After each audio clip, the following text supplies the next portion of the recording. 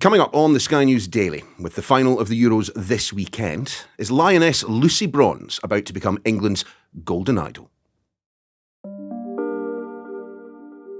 I spoke in the press conference yesterday about what is my why for playing for England. It's giving absolutely everything, to the badge, the shirt, to the girls who I play with. I know that that's my responsibility as one of the leaders in the team, to make sure that I pick the girls up in tough times. So I knew I had to score the penalty. There was no other option. Lucy Bronze, England Lioness, rock-solid right-back, living legend. Well, she certainly is to anyone supporting England against Spain in the final of the Euros this weekend. She, of course, helped the team to the title back in 2022, a prize she added to her. Let me just get my list. 5 Champions League victories, 4 wins in the Women's Super League, league titles in France and Spain. Oh, and this will be a record-breaking 36th appearance for the Lionesses in a major tournament. So we thought we'd find out just a little bit more about Lucy, and where better to start than with someone who knows her much, much better than me. Hello, I'm Lucy Bronze's nan, and some of the things that people don't know about me and her is that I have a cardboard cutout of her in my lounge that I do talk to all the time. But she's such a lovely person. She's kind, she's generous, she's humble. Thanks, Nan. We will have more from her later. We also have a former Lioness giving her take on Lucy's performance on and off the pitch. Well, soon to be at the final of the Women's Euros is our sports presenter, Jacquie Beltrao. Jacquie, she really is something, isn't she? If you're going to talk about women's footballers, she is probably one of the most successful that has ever lived. I had this conversation with her, which is really rude and nosy of me. And I was saying, is it really difficult for a lioness to make a really good living as a footballer, so that when you stop playing football, you don't have to work again, like the blokes. And she said, yeah, it is for some. You have to be really at the top. You sort of have to be a superstar player to be able to do that and have invested your money wisely along the way. But for a lot of people, it's not possible. You've got to get a job at the end of it. And I said, well, which category are you in? She went, oh, yeah, the superstar player category. And we should bear in mind, this was a girl who made her international debut at 22, which is pretty late. She's had an illustrious career crammed in over the years that she's been playing.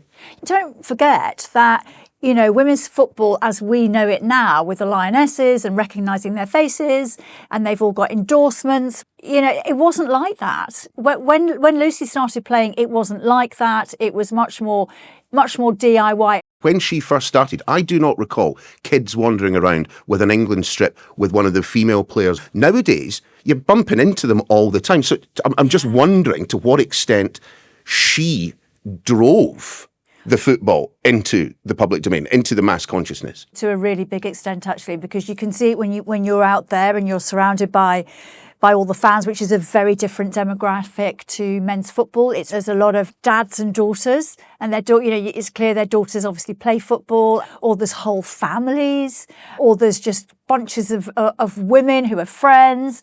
So many of them have got bronze on the back of their England shirts. So many. She's been around the longest. She's really iconic. She's really easy to spot as well, on the football pitch. And I'm not joking. There are so many blonde ponytails. Sometimes when you're looking down, you're going, oh, which one's Leah Williamson or which one's Beth Mead? They all kind of, from far away, it's hard to tell. But Lucy has got, her dark bun, headband. It's a really particular look. And when you look at the way that she plays on the pitch, she is a defender. How on earth does a right back become so significant and important?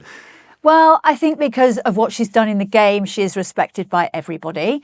Having chatted to her a few times, she's a really decent person. She's a really likeable person. What you see is what you get all the time.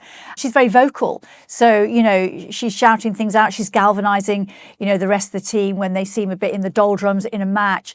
And she is always leading by example by, constantly running. She never really eases off. She never really has a sort of dull, quiet 10 minutes. She's always really on it. And I think that's one of the reasons why she's so well respected within that dressing room. And the fact she's done everything. She's played for, all of the key clubs. Lyon, fantastic leaders in women's football. She's played for them for years, speaks fluent French, went to Barcelona, had a great time there, speaks fluent Spanish. She's kind of done it all. She has been a role model, and she has spoken about her own struggles with ADHD and autism. Yeah, and she only was diagnosed in 2021, so it was a late thing for her, although her mum has said to her before that she thought growing up she might be a little bit on the spectrum, but she's really embraced it. She's talked about it. She's an ambassador for the National Autistic Society. I think it was quite good for her to get that diagnosis, she said, because it explained lots of things about her behaviour that were maybe she didn't quite understand. But it also helps her be a really good footballer because the routine, the training, the repetition over and over and over really helps her cope with her symptoms of ADHD and the autism as well. And the way, when I interviewed her, I actually found her quite warm, but she said she hasn't always been able to look people in the eye when she's talking to them. But the sort of the hyper focus, the running, never feeling tired, all that real energy that she's got, she feels comes from her diagnosis. Lianne Sanderson is a former Lioness. She won 50 caps for the England national team and is, of course, an ex-teammate of Lucy Bronze's. I mean, Lucy Bronze is just a fantastic, player. Played with Lucy for around 10 years for England. Yeah. And, I was in the team when she first came into the team. I played against Lucy for a number of years when she was at Sunderland. And I just think it's her mentality. You could see against Italy, you could see she was tired, right? But it was the mind that got her through. I mean, we saw her against Sweden strapping her own leg up. That just epitomises Lucy Bronze, that she will not be coming off that pitch. They say, you'll have to drag me off the pitch even if I broke my leg. She's one of those players. Really? That will run through a brick wall for you. And she's quite a serious character, quite a serious person, but she's also, I enjoyed her. We're very different because I'm quite outgoing, bit of an extrovert, but I always enjoy my conversations with Lucy. She's very, very educated and very smart as well. How would you describe her as a player? I mean, every single thing you need to be one of the best players in the world she has. The ability, tactically, fitness-wise, she's one of the fittest players on the team. Even still now, when we do fitness testing, she would always be up there. And I think she's even got better as time's gone on. She's always that player that you'll look back on and think she's one of the best ever fullbacks we've ever had. And I think she's grown into that role as well. And she's not a bad loser. She's one of those people that, you can say, oh, I hate losing, but there's a respect as well. And I think Lucy's the type of player that if you beat her, which doesn't happen very often in a 1v1, she'll hold her hands up and say, fair play.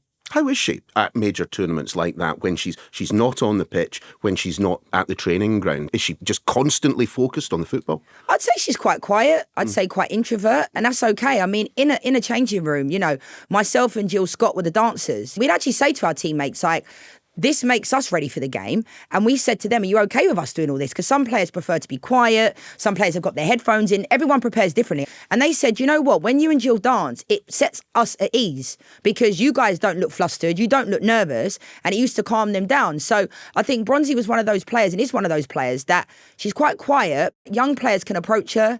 They can speak to her. I know Lauren James has spoke a lot about how Lucy Bronze has taken her under her wing. And people let their football do the talking. And I think Lucy does that.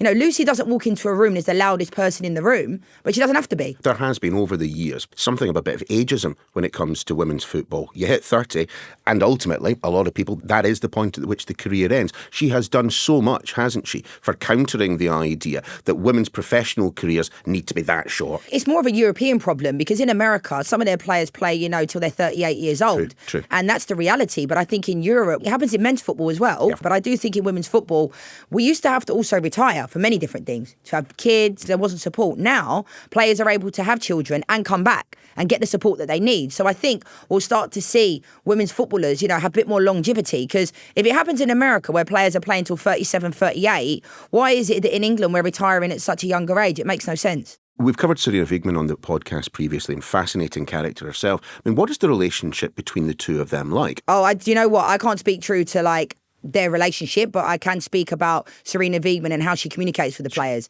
And I think her relationship she has, we know in Dutch culture they're quite blunt, and I like that, and they're direct. And that's something that kind of some players don't welcome. I would have loved Sarina Wiegman to be my manager and coach because she sets the team up, she lays down the foundations, and she allows them to also take responsibility.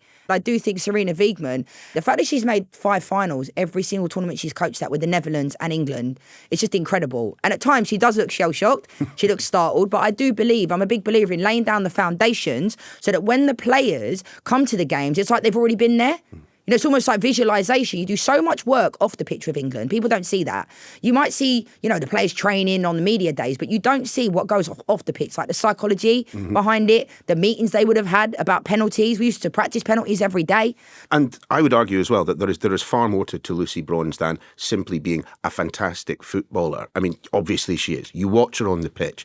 The popularity that she has brought people to the sport. And I don't think that should be underestimated. No, it shouldn't. And I think someone like Lucy Bronze would also hate the fact that she's the centre of attention. It's her name on the back of those shirts that they sell, It is. And I think that's a great thing because usually it's the centre forward, I think of Lucy Bronze, 4 or 5 years ago, people wouldn't be able to see her as visible as they are now because all people look at is who scored the goals. No one cares in Europe about the assists, really. In America, they do because they announce every time there's an assist. They announce it over the big sound system. In England, it's like our games wasn't on TV. We had 1 game a year on television. So I love the fact that these TV companies are picking up the rights to the women's game because it's no coincidence. The timing of the Lionesses winning and it continued the rise with the visibility of the games being on TV because then young girls, young boys, and kids can look and say, "I want to be Lucy Bronze. I want to be Beth Mead. I want to be Chloe Kelly." Whereas previously, when I was growing up, I would look at the Williams sisters and think, I want to be like them. Really? And they were playing tennis. Yeah. But they were role models to me. What do you think her legacy will be for the women's game in general, but specifically for the Lionesses? I think the best ever fullback we've had. I don't think she strikes me as somebody that will be in media because she's the type of person that doesn't really like talking and that type of thing, which is fine. But I do think they need to keep Lucy Bronze in and around, to be a role model to the youngsters, speaking engagements in schools. I just think she leads by example in an incredible way. Well, let's bring Jacquie Beltrao back in. Jacquie, what do you think Lucy's lasting impact on the game will ultimately be? A really big part of it is that she has straddled 2 eras of women's football, and she has been magnificent in both of them. When it was less well known, when it was slightly sneered upon, when you made less money from it, when people didn't want you to endorse their products and all of that, she has gone through all of that period being a really good professional and really fantastic at what she does and helping to put women's football on the map. But I tell you what's interesting about this match on Sunday. She's very secretive about her private life, Lucy. I mean, she talks about her nieces and nephews, that's about it. And she's a very good auntie by all accounts. And she talks about her dog Nala. She absolutely loves that Westie. But she's really good friends with Ona Batty from Barcelona, but also the Spanish national side. And when they lost the World Cup to the Spanish, there was a really nice picture of them both. Lucy's crying on the bench. Ona Batty is comforting her. They are really good friends. That's a very interesting dynamic, I think, when they play on Sunday, to be able to sort of cut your friend Ted, even if it's going to break her heart, to do what you need to do. But that's Lucy Bronze, I guess. Do you think they can do it? Go on, Jacquie. Prediction, scoreline. What's going to happen come Sunday? Before the Germany game, I predicted that Spain would win 2-1, just because they've been head and shoulders above everybody else in the way they've gone about their matches, how they've won so easily. Although the scoreline was only 1-0, they just seem superior to England. If England have a plan and they've watched that video of the Germany match and they know how to keep them quiet, and I think they will have done that, I think they've got a really good chance. And they also beat them in a friendly earlier this year as well at Wembley. I don't know. They've had an extra day's rest as well. Jacquie, are England going to win? Shall I change my mind and say, 1-0? There we go. There we go. Time. I will keep my fingers crossed that you're correct. Jacquie Beltrao, always a pleasure. Thanks again. Thanks to Jacquie and Lianne. To finish off, though, let's hand it back to Lucy's nan. And what made Lucy so good at the game? She loved being outside with the football from the age of 2 or 3 year old. She was always kicking a football, and that was all she wanted to do all the time. So there was never any wanting to have fancy gear or fancy things or fancy this, that or the other. She was just a nice, simple, ordinary girl that liked to play football. But that was her passion, and she's stuck with it all her life. An ordinary girl, now one of England's greatest. And did you know you can now watch our Friday profiles on the Sky News YouTube channel? The Sky News Daily is back on Monday. I might whisper it. Come on, England.